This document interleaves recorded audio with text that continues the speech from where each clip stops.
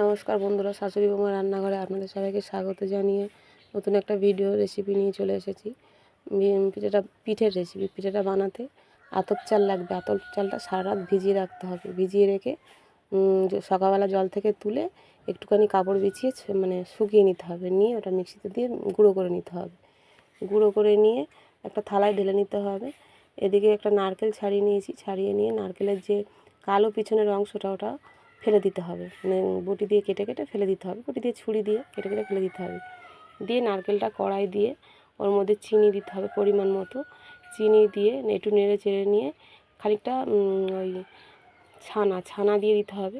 ছানা দিয়ে ওটা নেড়ে চেড়ে নিতে হবে। নিয়ে দুধ গরুর দুধ ওটা দিয়ে দিতে হবে। দিয়ে নেড়ে চেড়ে নিয়ে 2-4টে এলাচ যে যেরকম পারো দিয়ে দেবে।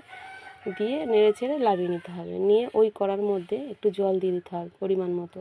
দিয়ে জলের মধ্যে লবণ দিয়ে যে চালের গুঁড়িটা আছে ওই গুঁড়িটা দিয়ে একটু ভেজে নিতে হবে।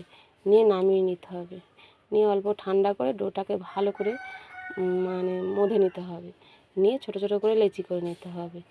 নিয়ে পিঠার আকারে বানিয়ে নিতে হবে। নিয়ে ওর মধ্যে পুর দিয়ে দিতে হবে গোল করে। দিয়ে হাত দিয়ে যে যেরকম ডিজাইন পারো ডিজাইন করে নিতে হবে। আর এক রকমভাবে দেখিয়েছি, যেটা হচ্ছে বেলুন চাকির মধ্যে বেলে নিয়েছি। নিয়ে একটা গ্লাস নিয়েছি। গ্লাস নিয়ে গ্লাস দিয়ে চেপে চেপে গোল গোল করে কেটে নিয়েছি। এটা তাড়াতাড়ি হয়, তার জন্য এইভাবে করে দেখিয়েছি। আপনারাও এরকমভাবে করে নিতে পারবেন। নিয়ে এবার তার মধ্যে ওটাকে একটা রেখে আর একটার উপরে একটা নারকেলের ড্র করে নিতে হবে, গোল করে নিতে হবে। নিয়ে ওর মধ্যে দিয়ে ওরকম শেপ দিয়ে নিতে হবে। নিয়ে কড়াইতে তেল বসিয়ে দিতে হবে। তেল দিয়ে পিঠেটাকে এপিট ওপিট করে ভালো করে ভেজে নিতে হবে। আগে তেলটা গরম করে নিয়ে ভেজে নিতে হবে। নিয়ে ভেজে নিয়ে তুলে নিতে হবে।